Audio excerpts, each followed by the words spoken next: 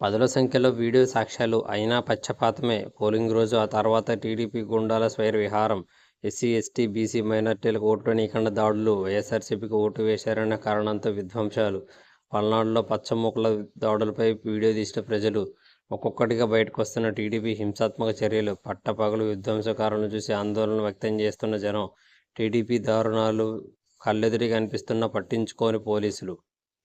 తుఫానుగా మారిన వాయుగుండం నేడు బంగ్లాదేశ్ సమీపంలో తీవ్ర తుఫానుగా మారే అవకాశం. ఆదివారం అర్ధరాత్రి తీరం దాటనున్న తుఫాను. తీరం దాటే సమయంలో బలమైన ఈదురుగాలులు. ఆరో విడతలో 61.11% పోలింగ్. 6 రాష్ట్రాలు, 2 కేంద్ర ప్రాంతాల్లో 55 లోక్సభ స్థానాల్లో పోలింగ్. గుజరాత్లో పెను విషాదం. రాజ్కోట్లో టీఆర్పీ గేమ్ జోన్లో భారీ అగ్ని ప్రమాదం. 4 చిన్నారులు సహా 27 మంది మృతి. జాతీయ స్థాయి మార్కెట్లోకి మన వంగడాలు.